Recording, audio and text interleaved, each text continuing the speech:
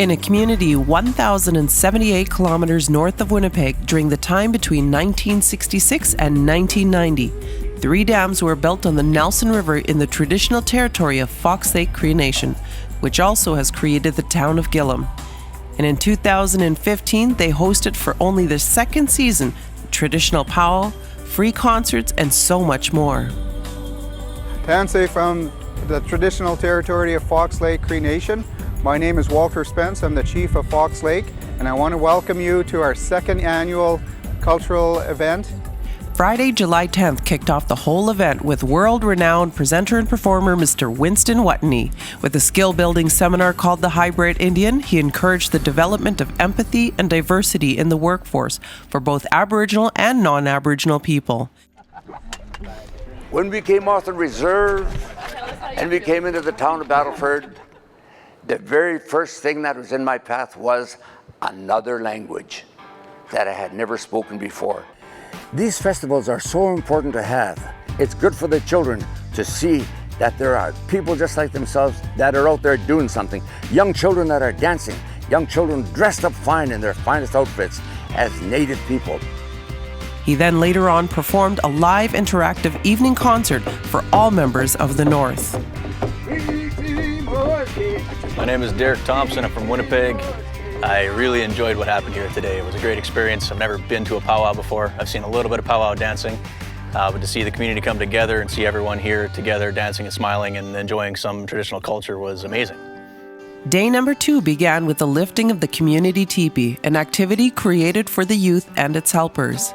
As more guests started to arrive, the cultural clinics geared into full throttle with drumming and singing, drum making, dancing, and of course beading, which makes up a strong component of the Native American culture. Make sure you pull tight. Then you start over again. The youth 6. responded very well to the beading. It was very new to them, but it was also very exciting. It was something that some of them have never tried before, but they were very open-minded to the experience. And we're going to point to the front corner of Today I taught a dance clinic, so we did intro to powwow, we did a round dance, and we did intro to hoop dancing. It was very fun. We had everybody up and dancing, all ages, men and women. Very, very fun.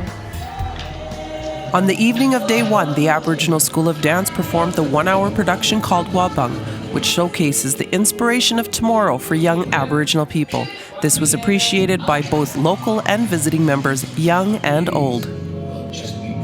This is my second year at the Fox Lake Cultural Event. Each year it gets better and better because it showcases the many talents in the Aboriginal community. And so far we've been having a fantastic time. We're helping to bridge industry and the Fox Lake Cree Nation together, and I think that it's been just a tremendous success. I think these events help us to get to know a bit more about the communities.